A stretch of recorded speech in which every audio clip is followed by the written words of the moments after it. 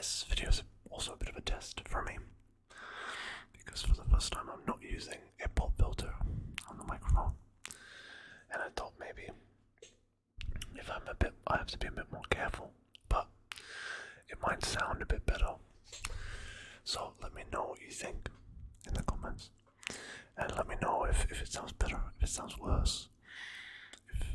I'll be very careful. I won't be too loud. I hope there's no noises in the background. But I'll try to be very quiet. And let me know what you think. If it's nicer like this, or the usual. So, thank you for watching as always, and let's get started with today's video. Today we're looking at the World of Warcraft Mists of Pandaria strategy guide by Brady Games. World of Warcraft Mists of Pandaria. With, I believe that's Jen Storm Stout, if I'm not mistaken, on the front.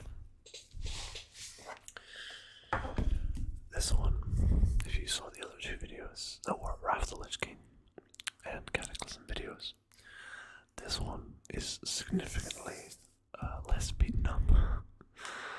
This one I used a lot less, and just, I was a bit older having this one. I took a lot better care of it, and I didn't take it with me on holiday, for example.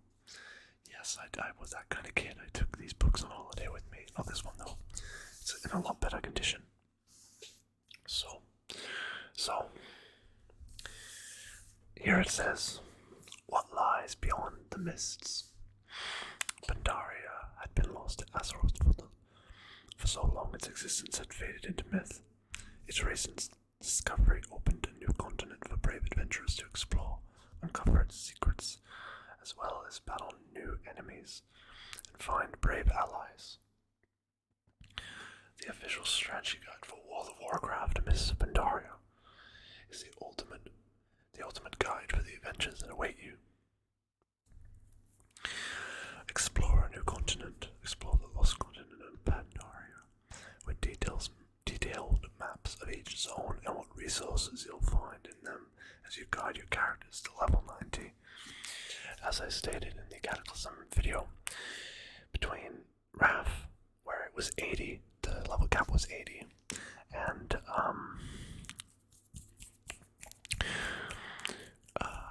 Miss Pandaria, where the level cap was 90, they did a strange thing which they didn't do before or after, where with Cataclysm they only increased the level cap by 5, and then did the same with Mists, but then after Mists, what was a Dreadnought, every single expansion from then on, it didn't do 5 levels, it did the normal 10 levels.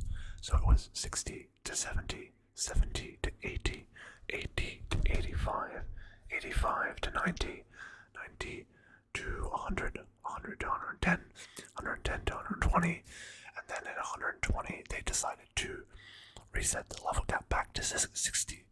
So they halved the level cap, right? But a level 60 character would be as powerful as previously 120. You know what I'm saying? So they scaled it down, but it was equal to the same, right? Yeah. Okay. It's a level squish, they called it. Pandarans, of course, it was a bit controversial when they came out, of course, the Pandas. The Pandaras, a new ally or a new enemy. The first neutral race.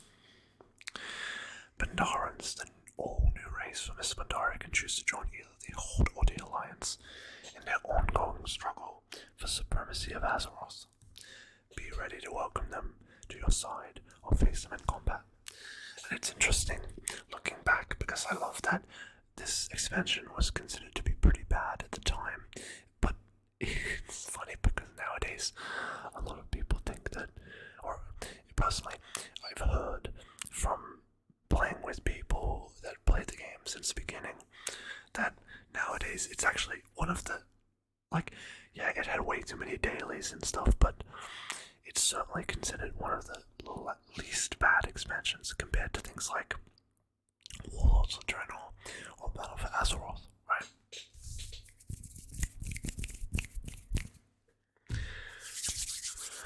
A new class, Monk. You get tips for tackling the challenges of World of Warcraft as the all new monk class, including managing their new resource, G. Of course, now it's been around for 10 years or 11 years, so it's not very new anymore. And of course, mists came with pet battles, which was very cool. A lot of people liked that a lot. Inclusive pet section offers an in-depth look at each pet family, along with the individual pet abilities. Of course, became a huge meta game in the community, if you're into that sort of thing. And of course, as an introduction for new players, like they've done with it, each and every single one of the guides, which is fair enough. So yeah, this one is in much better condition.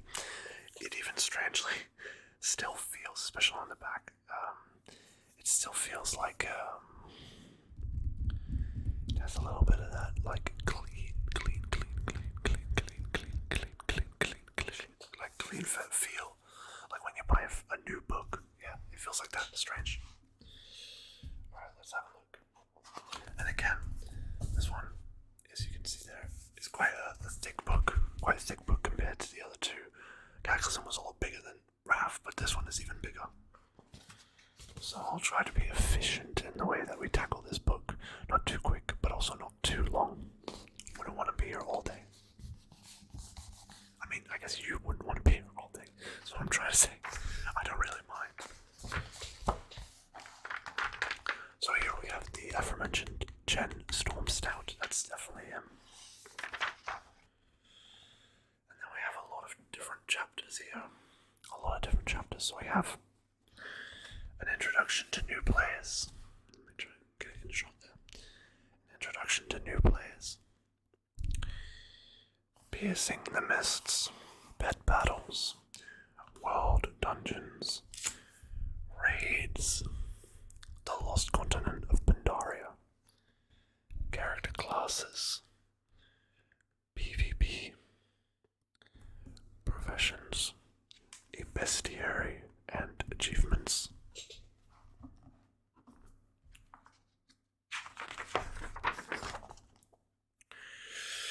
So this is very similar. Very similar to the beginning of the Cataclysm Guide, where it basically says an introduction to World of Warcraft. Who is this for? Why should I play it? What does it have for me? Who will I play with? Addressing common concerns like, is it too complex? Well, no, it certainly is not. Will I become addicted? No, at this point, no, you shouldn't be, like, at this point, I don't, like, come on.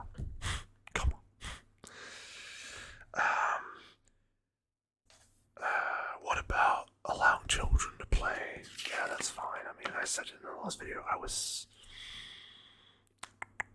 7 when I started playing WoW, and I was fine.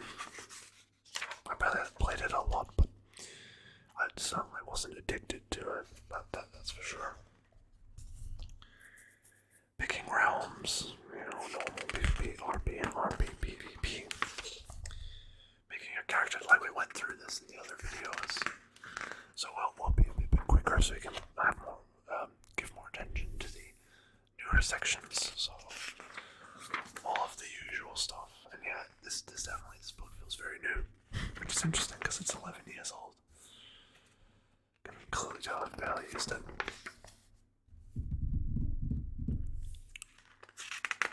The character portraits, the calendar, the chat log, the interface, the movement, the quests. Excuse me 1 second. Says I turn off the internet on my phone. I wouldn't want someone to call us while we're doing this, right? That wouldn't be fun, especially since my phone's right next to the microphone. Using it as a stopwatch. Quests.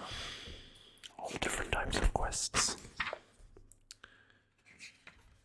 Scholars on the minimap, soul bound items, communicating with other players, sending and receiving mail. Battle map. Looting. Groups. Interacting with other players. This is almost identical to what we saw in the last video. In the Cataclysm Guide. Guilds.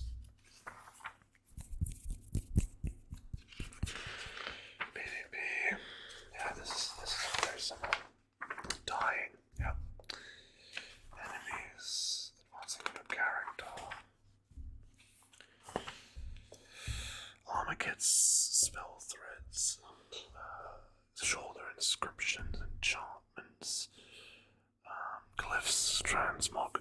Oh yeah, I forget. Transmog. I think that, if I remember correctly, that was introduced in the last patch of Cataclysm, right? I believe that's the case. 4.3 was, I think. Because it was there before Mob. Yeah, it must have been. It must have been there before Mob. I'm not sure though.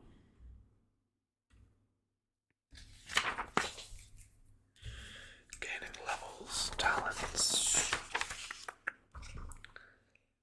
transportation. Nothing really changed much from the last book.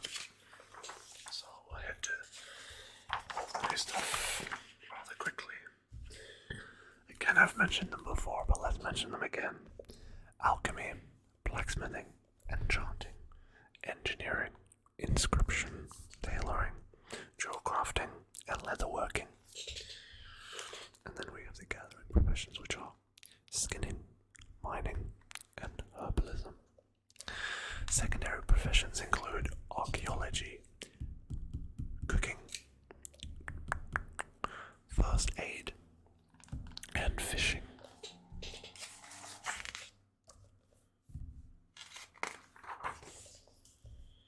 Macros, pets, companions, all that sort of stuff. All the same stuff as before. The glossary, and you can tell, unlike the last one, I did not write in this one.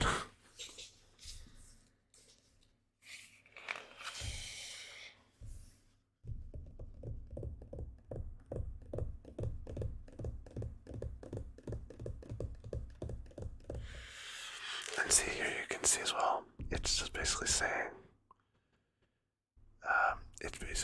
like, oh, it's not uncommon that one race might be better suited to a class that you've chosen compared to another. And it's funny because you can clearly see there that, like, in the end of the day, it doesn't really matter. I know back in the day it was far more important, but nowadays it's practically irrelevant. And it's so funny because if you look at any RPG that's single player and it's rather serious, when I'm not talking about like Elder Scrolls or something, because obviously those games are not, they're made for things like Mass Effect and Elder Scrolls. They're made for general public enjoyment, casual play. They're very good games, don't get me wrong, I love those games, but they are not like a CRPG or something where if you put the stats in the wrong thing, you're gonna, kind of screw yourself over. Shoot yourself in the foot, as it were. Draenei, and I was like, oh, I'll read this, but yeah, I just realized that it's the exact same description as in the last reading of the Cataclysm book, so we're gonna quickly go through these, but we're not gonna read the descriptions because, I've already done it. Showing you your first day as a Draenei. As a dwarf.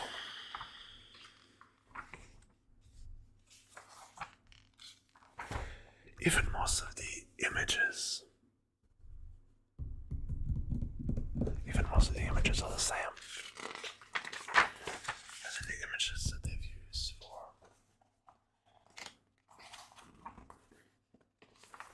the descriptions. So we have a human, of course, night elf, then we have a worgen. Blood elf.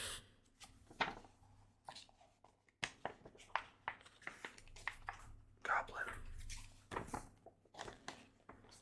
Orc. Tauren.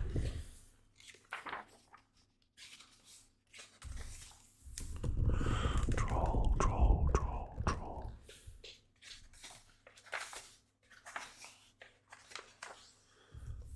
Undead. And I was also just going to mention, I think that doing this without the pop filter.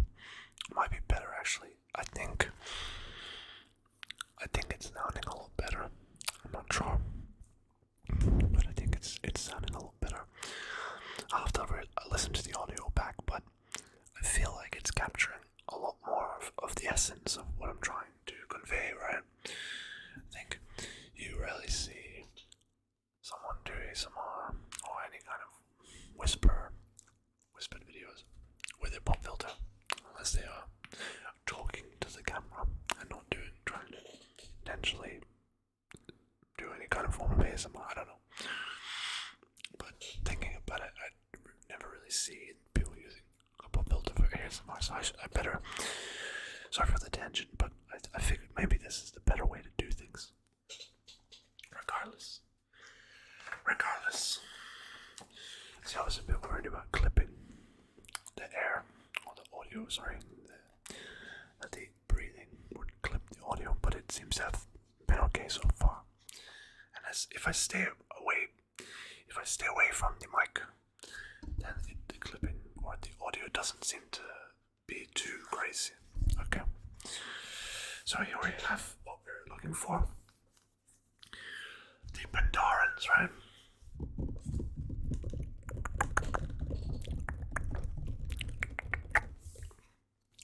Since breaking free of the control of the mysterious race known as the Mogu thousands of years ago, the Pandaren have lived peacefully on the continent of Pandaria and on the Wandering Isle, which is actually Shenzhen Su, the Great Turtle.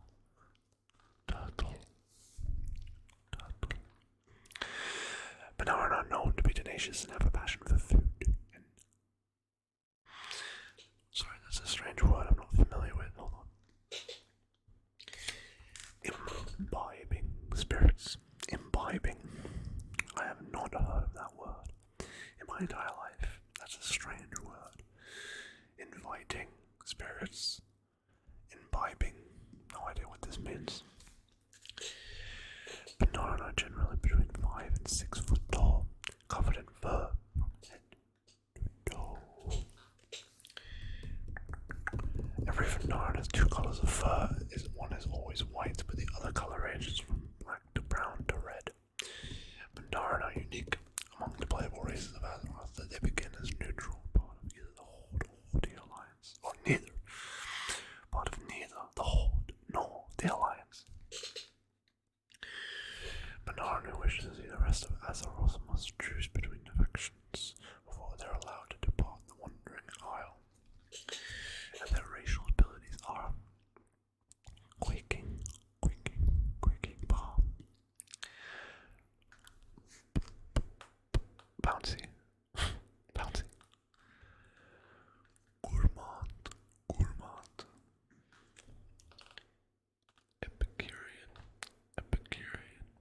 Epicurean, and Inner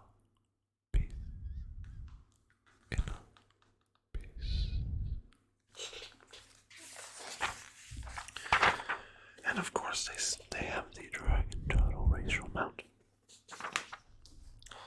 Your first day as a Pandaren.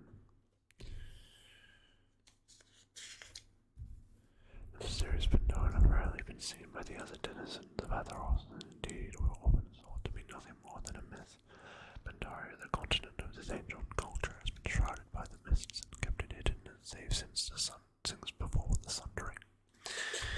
Now, through a simple accident rather, they find themselves connected to the rest of Azeroth once more.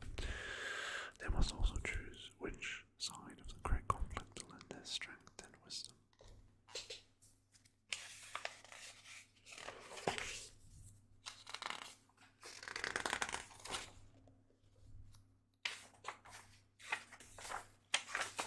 And it basically goes through every quest, the Pandaren starting area, in great detail. And then we have the ancient debate of choosing a class. What is it going to be? Is it going to be Death Knight, Blood, Frost, Unholy? Is it going to be a Druid? Balance, restoration. And I think also this is where in Pandaria they split Feral into being two different specs. Feral and Guardian. Feral as the melee, right? The melee DPS, and Guardian as the melee tank. I guess that's redundant. Every tank is melee. Is it gonna be Hunter, Beast Mastery, Marksmanship, and Survival? Perhaps a Mage, Arcane, Frost, and Fire.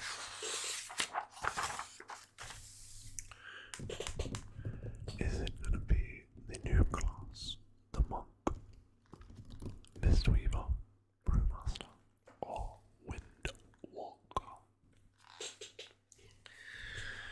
Is it perhaps going to be a Paladin, a Bully, Protection, Holy, or Retribution?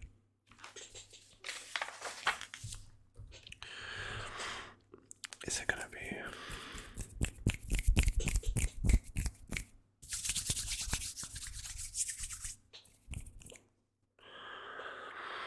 Priest, Discipline, Shadow, oh, Holy. Maybe the Rogue, Assassination, Subtlety. Or Combat. Which of course now has been changed into Outlaw, which is incidentally my wife's main spec. Night Elf, Outlaw, Rogue.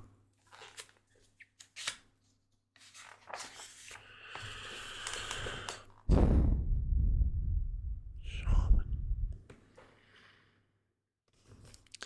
Enhancement, Restoration, and Elemental. Warlock, perhaps. Warlock. Demonology. Or Destruction. Or maybe Affliction.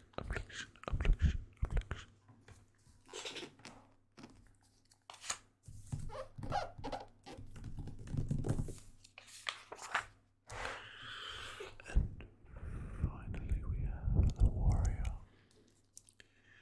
Fury. Arms or Protection. Piercing the mists of Pandaria.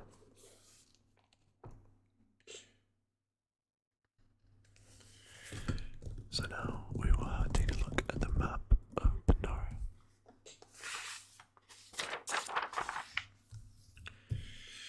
A new race, a new class, cross realm zones, new zones, and this means the phasing, right? The phasing zones.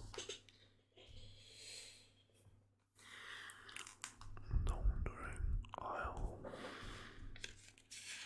Here we go.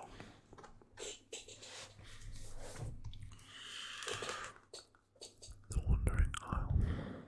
Upon creating a new Pandaran, you are whisked away to an isle shrouded in mist.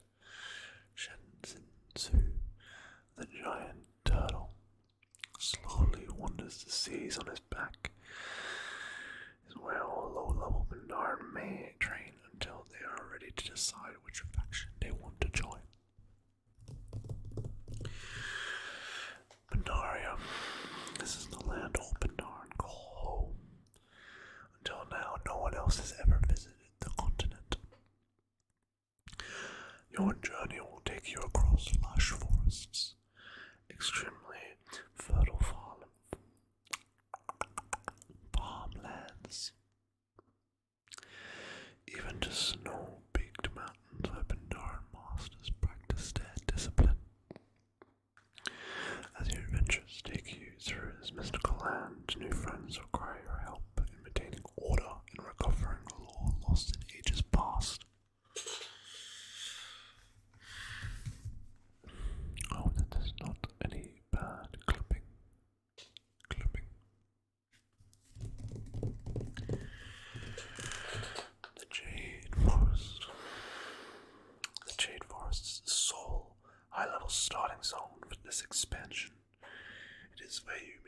Pandarans and the faction's new allies, and your faction's new allies. This beautiful rainforest holds many secrets, as well as the first dungeon you encounter, the Temple of the Jade Serpent.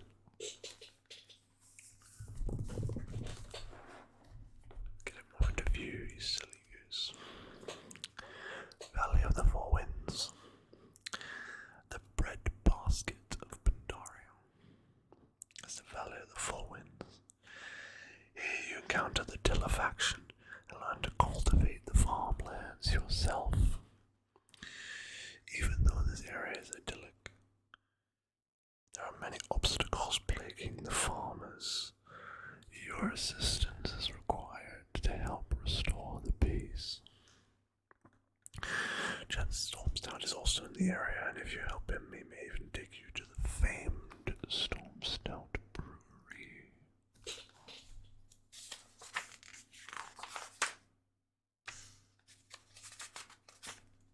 Wait, what?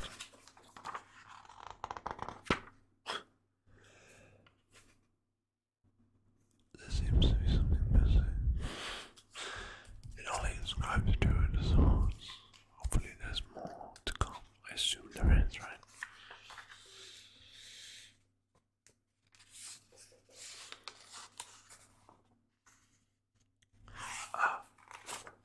Okay, so it's been spliced in the middle of this.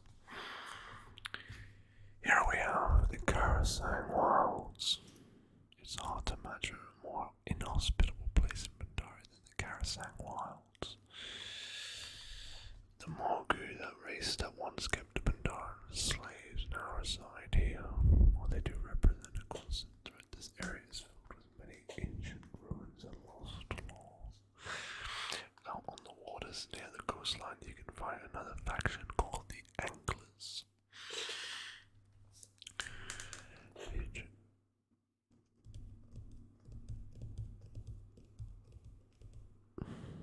Good life summit. This area of Pandaria is under heavy conflict now due to the Yongo being forced from their homes in the Downlong Steppes, and the Gurubashi trolls have taken over a small island on the northern coast. While the region is warm and inviting, the northwestern area is where some of the highest mountains in all of Azeroth exist. This area is home to the Shadowban Monastery, which is currently plagued with the Shah due to all the negative emotion caused by the never-ending battles between the Horde and Alliance. Shortly after release, this will also be where you find the first raid Moshan Vaults.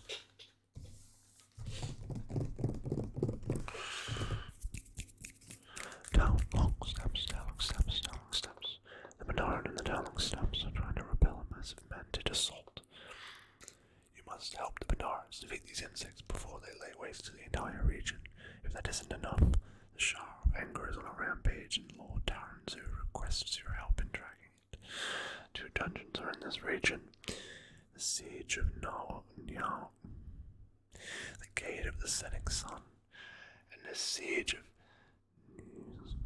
Temple. Dread Wastes. There are many swamps in the Dread Wastes. Worse still is the fact that the Shah of Fear is said to be in complete control of this area. Wild bandits do inhabit this land. Not all of them are enemies. There's a small settlement of the Klaxi. Here, that is willing to help you on your journeys. The Heart of Fear is located in this land and should only be explored by the most prepared band of heroes. The Vale of Eternal Blossoms is one of the most beautiful landscapes in all of Pandaria. Here you encounter the Golden Lotus faction. This area has many daily quests for the Golden Lotus and is also home to the Law Walkers. There's rumored to be a giant library filled with lore. In this zone there are 2 shrines where the Alliance and Horde have set up camp. Each shrine has its own Auction House, Reforger, and Bank. Order Alliance may also purchase the flying skill required at their respective shrine. Pandaria is the first game that included a bunch of hidden treasures around the place. Treasure chests, and rare elites with toys and other such nonsense.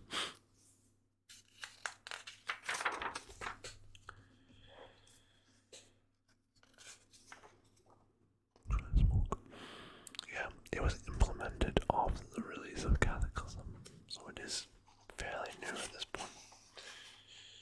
And also, the void storage.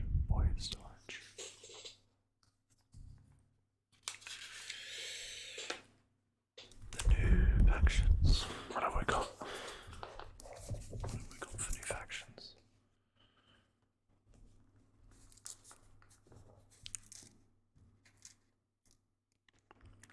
The Pandaria have a rich tradition of storytelling.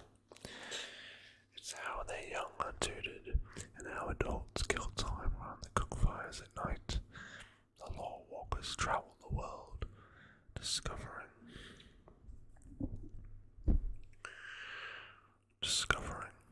Sorry, I've completely lost my train of thought.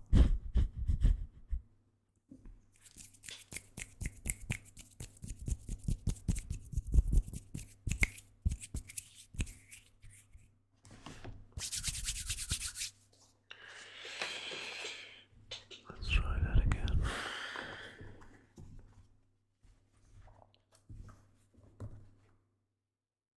There we go.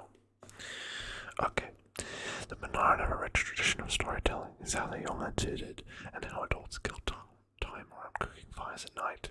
The law walkers travel the world discovering and sharing Pandarian tales with all these new strangers on the island, and with Pandaria coming out and rejoining the world at large, it's more important than ever to discover and catalogue Pandarian history for future generations.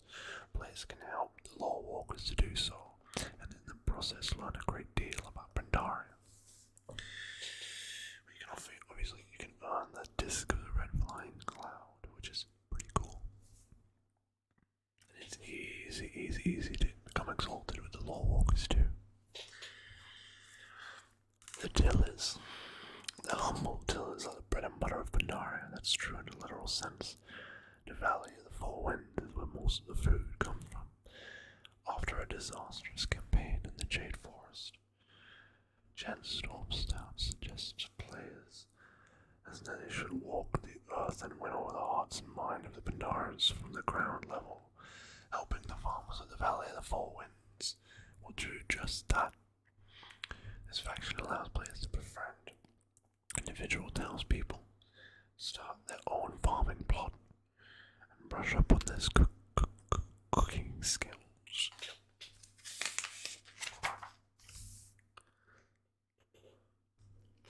The anglers.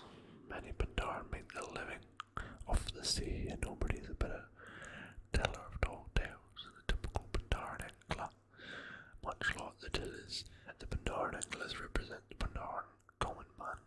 Since the mists have parted, the anglers are stunned to find strange sea creatures assaulting their fishing grounds. They've also discovered a plethora of treasures under the sea that have been lost since the mists closed in. Helping out anglers and their new fishermen friends from across the sea is a great way to build up your reputation among the Pandaren, not to mention your fishing skill. Sorry about that. The August Celestials, predicting even the First Empire, the timeless Celestials have been keeping watch over the diverse people of Pandaria. Each of the animal spirits represents a different facet of the Pandaren character: the red crane, the jade serpent, the black ox, and the white tiger.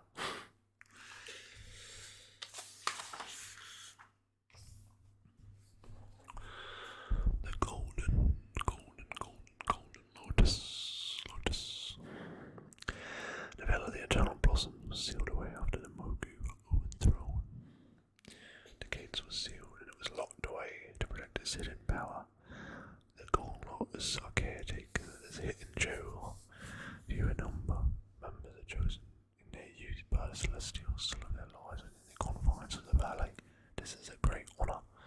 When the Mogu return to reclaim their ancient capital, the Golden Lord does needs aid. Players petition the White Tiger to allow their factions to help. It's up to the players to prove themselves once inside. The Shadow. 10,000 years ago, Shao Hao, the last emperor of Pandaria, cleansed himself of all negative energy, or Sha. These dark emotions were a permanent part of the land. He tasked Pandaria's greatest warrior with the responsibility of keeping this negative energy locked away and controlled. They became the Shadow Band. We maintained an internal vigilance. After the unhoarded line landed on Pandaria, the Shah began to overwhelm the Shadow Band. Initially distrustful, players must earn the respect of this faction, gaining an ally in the battle to save Pandaria.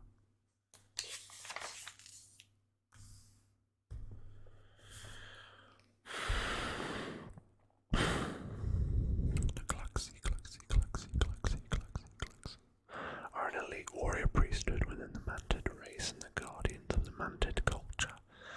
They prepare new queens for birth, oversee the suicide of aging warriors, and groom and protect their secrets. Sorry, that sentence threw me off really like a lot. They oversee the suicide of aging warriors. Interesting. And groom and protect sacred shrines to Mantid, but now the main body of the Mantid are overcome by the Shah, and even the queen herself is polluted. The last remaining Klaxi wish to purge their race, to the extent of growing a new queen if the old cannot be saved. They are calling upon Mantid heroes of old, the Paragons, who have been encased in ember for thousands of years. Although distrustful of outsiders at first, they will generously reward anyone who will help them in their cause with unique Mantid weapons, armor, and artifacts. And of course, you can earn, which is my favorite thing, the Reign of the Ambush Scorpion, which is just awesome. And then we have the Order of the Cloud Serpent. 12,000 years ago, after the Mogu were overthrown, the Zandalari invaded Pandaria. Overwhelmed by this crafty new enemy, the Pandaran needed a way to move quickly and strike at their enemies. The Order of the Serpent Riders was born, and this elite air guard has been protecting Pandaria ever since. Once players hit level 90, they can prove themselves to the Serpent Riders, choosing their own serpent egg raising, training, and even racing it until it becomes their flying mount. And these of course include the different cloud serpents like Jade, Azure, and Golden that you can earn.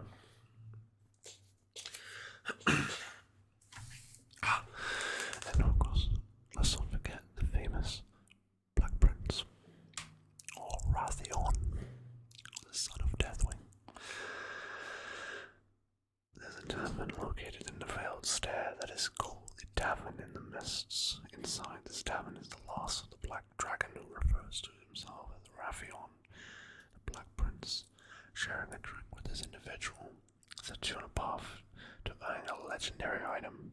Through the course of your rituals and trials to earn this item, you will be expected to kill hordes of the most powerful Mogu and Mantid forces, as well as collecting sigils of power and wisdom from raids. Once these two tasks are completed, you are tasked with killing one of the dreaded Shah that is consuming the beautiful land of Pandaria. Your reward for completing this task won't be the end of your journey where you promise legendary item. It is just the beginning. Everyone who did that when it was relevant knows what a struggle it was. Bloody legendary cloquet. Bat battles. People are very eager for this, which is understandable because it is very fun. Some people hate it, some people love it, and yeah, it is quite a good time.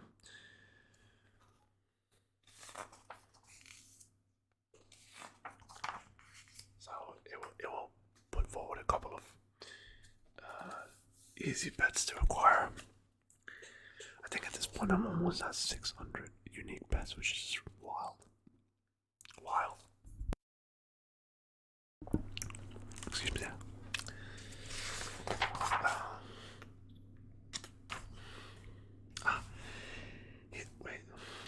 Here's the pet families.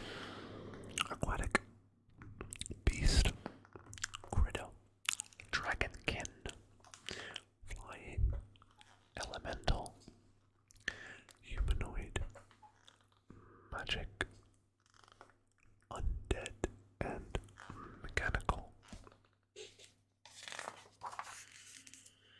And it includes a list of a large amount. I wouldn't say all, but it even has baby blizzard pet. Okay, this might have all the pets at the time available, which is just crazy. Let's look at a couple of them. Dark moon turtle, muck breath, Mr. Chili. I have to stop holding up the page because it's hurting my hand. Snarly, speedy, baby blizzard bear, bananas, cheetah cub, Dunrow cub, dark moon cub, dark shore cub, Fjord war cub. There's a lot of those. Maggot, scorpid, or just orange tabby cat. Snake, spider, very, very just stretch to the point. Spider, this is a snake, this is a spider. Twilight spider, tree python, white kitten, water snake, black rat, fawn, fire beetle, egbert, Mr. Wiggles, rabbit, rat, roach, squirrel, Whiskers the rat, yak rat, mouse, lucky, porcupine, which is a cute name. Cute name. We have the dragonkin pets. Sir Whelpling. We have little Terracosa, little Deathwing. All the hatchlings, celestial dragon. We have the elemental pets, like Lil Ragnaros, like Venus, Sinister Squashling, and Corehound Pup. It even tells you what you can get them from, which is great. Flying pets, like the moths, the owls, the hippogriffs, the bats, the chickens, the roosters, the mini wing, the parrot, and all different types of flies. Some humanoid pets, which are great. Well, they're pretty rare. A lot of them, as you can see, a lot of them are promotional ones. Like Mercablo, Pandaria monk, Mercamus the gladiator, like Murky, Mini Tyrell, Tyrell, whatever, Grunty, Gurky, Deathy, and Lurky, Baneling,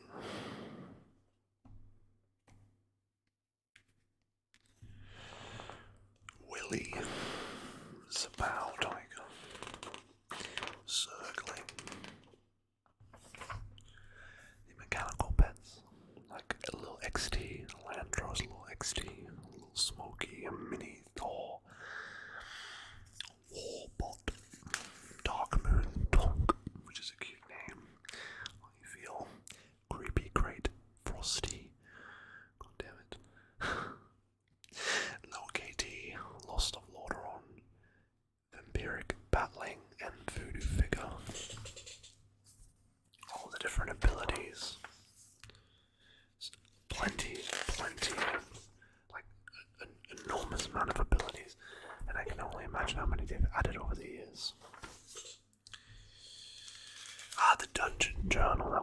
anything at the time.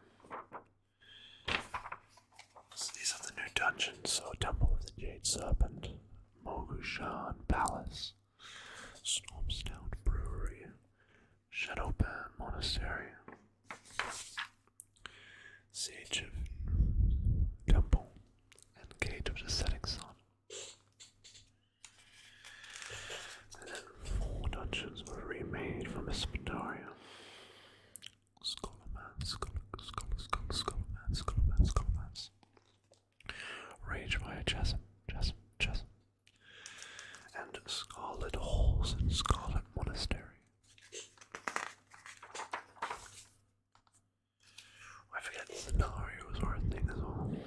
Interesting. Forgot about that. Mogushan Vaults, Heart of Fear, and Terrace of the Endless Spring were the 3 raids that the game came with on launch with the expansion. Followed up by Throne of Thunder and Siege of Orgrimmar, and of course the world bosses of Nalak, Undasta, and Ordos. And now we have arrived at the continent of Pandaria. Now let me have a look. What comes after this? Okay, we have the bestiary, and then we have the classes, which we're not going to worry about because we've already looked at that. But let's look at the maps. So we have the Dread Wastes with the one side of the Gate of the Setting Sun, the Lake of Stars, the Briny Muck, Gluxives, and the Heart of Fear.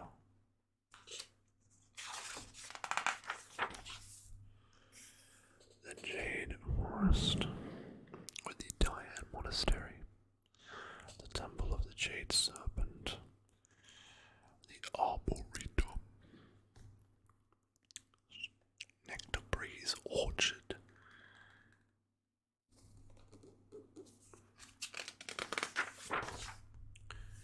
Hell Screams Fest, and Wayward Landing. Oh, and also something called Nook of Conk, which sounds very cute.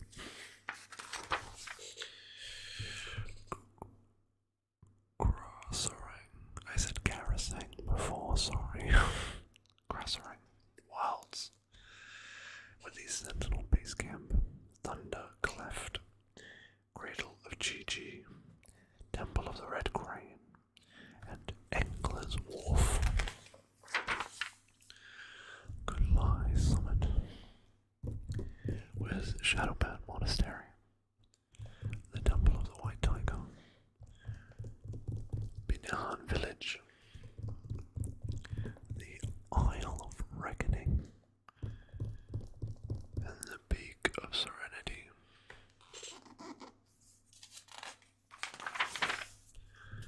The Shrine of the 7 Stars, the Shrine of the 2 Moons, down long steps with its temple, Sikves Grives, Hatred's Vice, and Dusklight Hollow. Veil of the Eternal Blossoms, with the 2 shrines, Mogushan Palace, and the Gate of the Setting Sun. The Valley of the 4 Winds, with Half Hill, the Brewery of Storm Stout, and Stone Blow. And of course, the Wild Stare, with the Tavern in the Mists, and the Terrace of the Endless Spring.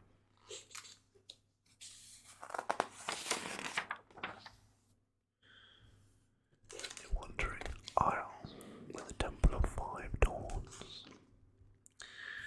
And then of course we have all the different class stuff, which we won't go through because we went through it in the last two books.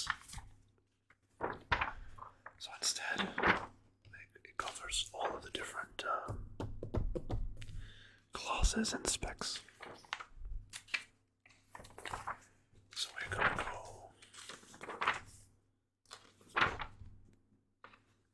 gonna move. See, that's like heaps of it. Heaps and heaps and heaps and heaps. So if you need, like, pages upon pages, if you need to know stuff, this is a good place to start. I guess 11 years ago. Not very relevant now.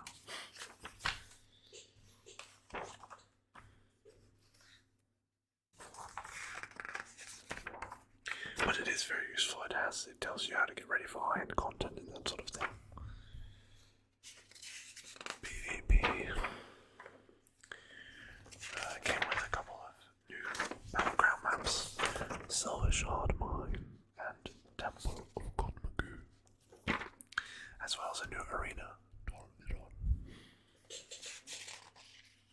It shows off all the different classes once again, with their different abilities and their different the things that they're good at, the things that they're not so good at, etc. Their strengths and weaknesses, basically. It lists all the professions again.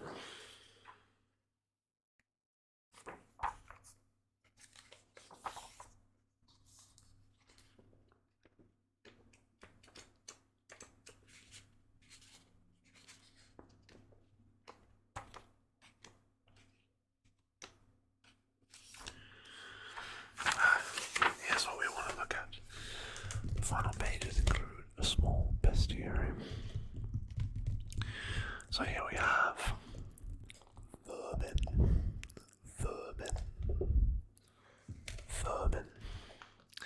The obnoxious and impulsive vermin are rabbit-like pests prone to stealing any edibles and hoarding them underground or in caves.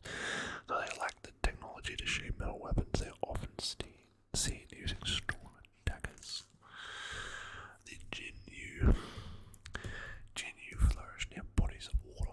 They're like the Zora from Legend of Zelda, which shouldn't be a surprise considering many revered Jinyu are water speakers, able to speak and listen to the waters that flow throughout Pandaria. Jinyu's design is built upon a rigid caste system with workers, warriors, and priests chosen at a young age. Sprites are known for both their mischievous nature and their prosperity take on the characteristics of their surroundings. Physically, they blend in with their surroundings, which allows them to blend into their environment. Their activities also match their environment. They said, what? It just said surroundings twice in a row and then environments twice in a row. Not even going to continue reading that out of spite. The Mongu are an ancient race who have founded an empire thousands of years in the past. They use the slave labor of conquered races to build imposing structures. They made contact with an ancient ally and now seek to rebuild an empire.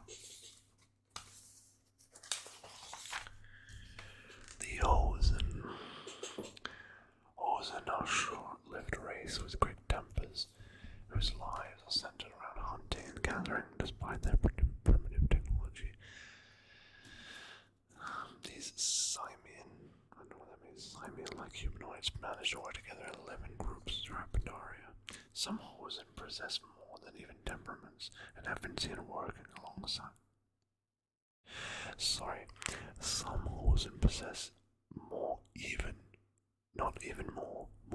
temperaments and have been seen working alongside Pandarians. Mantids are an intelligent and highly evolved race of insect-like creatures who have menaced the people of Pandaria since prehistoric times. Though these insect-like humanoids are considered the dread waste their homeland, they were driven out and now they are found throughout the entire continent of Pandaria. Kanjong are a powerful subset of the mantid race. These four-legged monsters are protected by incredibly thick natural armor and are known to act as battering rams. The Saurok are the lizard-like descendants of creatures flesh-shaped by Mogu to maintain order throughout their empire. The Saurok turned on their Mogu masters but paid a terrible price. Today are they found throughout Pandaria.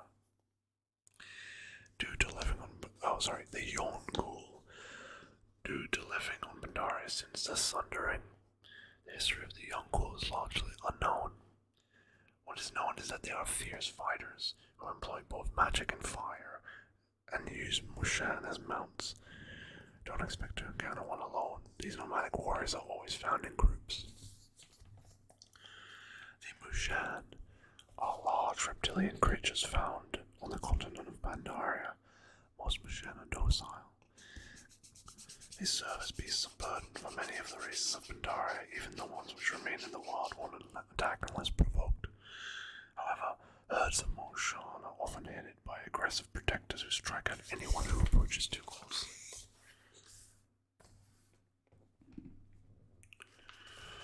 The Shah is a dark energy unique to Pandaria, a legacy left by the last Pandarian emperor. Two known Shah have become to embody hate and fear and seek to dominate the minds of any creature who falls under their influence. Miss Lurkers are elemental beasts who until recently weren't known to be threats to the humanoid races of Pandaria. However, Yonggul shamans have twisted these one-eyed creatures and will now attack intruders who wander into their territory. The Quillen are ancient guardians found in two varieties, organic and stone. These are rarely found in the wild, but often encountered in ruins associated with the Mogu Empire. Hunters who choose the beast mastery specialization are able to tame these magnificent creatures. Young Shi are tormented spirits who haunt the lands of Pandaria. Very little is known about these mysterious beings, but they are a threat to every living creature they encounter. And then we have the final bits and bobs about achievements, world events, battle skill, and strengths. The Tides of War. See, the Shattering was advertised before now.